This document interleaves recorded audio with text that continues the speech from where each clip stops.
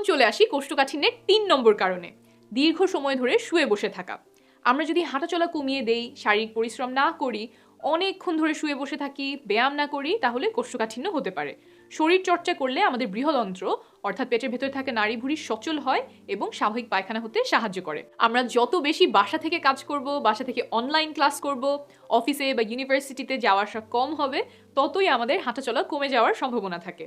হয়তো সকালবেলা ঘুম থেকে উঠে 2 কদম দিয়ে টেবিল চেয়ারে বসে সারাদিন সেখান থেকেই আপনি কাজ করছেন বা ক্লাস করছেন, দিনে আর ব্যায়াম করা হচ্ছে না, তখন কিন্তু কোষ্ঠকাঠিন্য দেখা দেওয়ার সম্ভাবনা বেড়ে যায়। কি করতে পারেন? প্রতিদিন কিছু সময় হাঁটাহাঁটি করা, ব্যায়াম করা বা দৌড়ানোর অভ্যাস গড়ে তুলুন। একদম কিছু না করার চেয়ে অল্প কিছু করাও শ্রেয়। আজকে থেকেই শুরু করতে পারেন। ধরেন চিন্তা করলেন প্রতিদিন 10 মিনিট বা 15 মিনিট দ্রুত হাঁটবেন, তারপর আস্তে আস্তে সময়টা আপনি বাড়াবেন। আর একটানা অনেকক্ষণ ধরে শুয়ে বা বসে থাকবেন না, একটু উঠে হালকা ব্যায়াম বা হাঁটাহাঁটি করে নেবেন। কতক্ষণ ব্যায়াম করতে হবে? আপনার বয়স যদি 19 থেকে 64 এর মধ্যে হয়, তাহলে আপনার লক্ষ্য থাকবে সপ্তাহে অন্তত 2.5 ঘন্টা মাঝারি ধরনের ব্যায়াম করা। মাঝারি ধরনের ব্যায়ামগুলো হলো দ্রুত হাঁটা, সাইকেল চালানো ইত্যাদি। যদি তার চেয়ে বেশি খাটুনির ব্যায়াম করেন, যেমন দৌড় দেয়া, ফুটবল খেলা, দড়ি লাফানো, তাহলে আপনার লক্ষ্য হবে সেগুলো সপ্তাহে অন্তত 1.5 ঘন্টা করে করা, অর্থাৎ সপ্তাহে 75 মিনিট। 4 নম্বর কারণ, পায়খানার চাপ আসলে টয়লেটে না যেয়ে তা প্রায়শই চেপে রাখা। পায়খানা না করে আটকে রাখলে দিন দিন শরীর সেটা থেকে পানি শুষে নেয়, ফলে পায়খানা ক্রমেই শক্ত হতে থাকে, সেটা শরীর থেকে বের করা খুবই যন্ত্রণাদায়ক হয়। কি করবেন? পায়খানার চাপ আসলে বেশি দেরি করবেন না, বাথরুমে চলে যাবেন।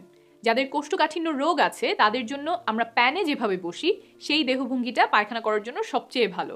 তাই যদি সম্ভব হয় কমোডে না বসে প্যান ব্যবহার করার চেষ্টা করবেন। কমোড হচ্ছে এইটা আর প্যান হচ্ছে এইটা। তবে বাসায় যদি প্যান না থাকে বা কমোড ব্যবহার করতেই হয়, তাহলে যেটা করতে পারেন সেটা হলো পায়ের নিচে ছোট্ট টুল দিয়ে পা উঁচু করতে পারেন, হাঁটু দুটো কোমরের ওপরে তোলার চেষ্টা করবেন, সেটা দেখতে এমন হবে।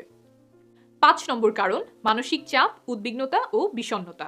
আপনি যদি অনেক মানসিক চাপে থাকেন বা উদ্বিগ্নতা কিংবা বিষণ্ণতায় ভোগেন, তাহলে কোষ্ঠকাঠিন্য দেখা দিতে পারে। কি করতে পারেন? মানসিক প্রশান্তি আনে এমন কিছু কাজ করার চেষ্টা করবেন, সেটা হতে পারে আপনজনের সাথে সময় কাটানো। আর যদি আপনি বিষণ্ণতা বা ডিপ্রেশন অথবা উদ্বিগ্নতা বা অ্যাংজাইটি রোগে ভুগে থাকেন, তাহলে সেই রোগের চিকিৎসা নেবেন। আপনার মানসিক অবস্থার উন্নতির সাথে সাথে কোষ্ঠকাঠিন্যও আস্তে আস্তে সেরে উঠবে। 6 নম্বর কারণ, কিছু ওষুধ। নির্দিষ্ট কিছু ওষুধের পার্শ্ব প্রতিক্রিয়া হিসেবে কোষ্ঠকাঠিন্য হতে পারে, যেমন ট্রামাডল বা ওপিয়েট জাতীয় ব্যথার ওষুধ, আইবুপ্রোফেন, আয়রন বা ক্যালসিয়াম সাপ্লিমেন্ট ইত্যাদি।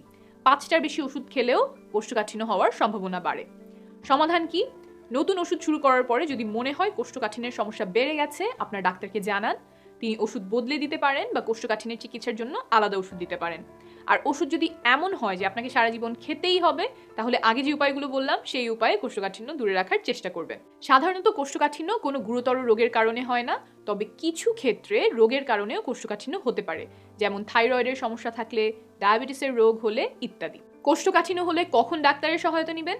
যদি ঘরোয়া উপায়ে সমাধান না হয়, যদি দীর্ঘদিন যাবৎ নিয়মিত কোষ্ঠকাঠিন্য রোগে ভোগেন বা পেট ফাঁপা লাগে, অনেক দিন কোষ্ঠকাঠিন্য থাকার পর যদি ডায়রিয়া শুরু হয়, যদি পায়খানার সাথে রক্ত যায় বা পায়খানা কালো হয়, পায়খানার রাস্তায় যদি ব্যথা হয়, কোষ্ঠকাঠিন্যের সাথে যদি পেট ব্যথা হয় বা জ্বর আসে, যদি সারাক্ষণ ক্লান্ত লাগতে থাকে, যদি ওজন অনেক কমে যায় কোনো কারণ ছাড়াই বা কোনো চেষ্টা ছাড়াই, যদি রক্তশূন্যতায় ভোগেন, এসব লক্ষণ দেখা দিলে দেরি না করে একজন ডাক্তারের সহায়তা নেবেন। নিরাপদে থাকবেন, শীঘ্রই আবার দেখা হবে।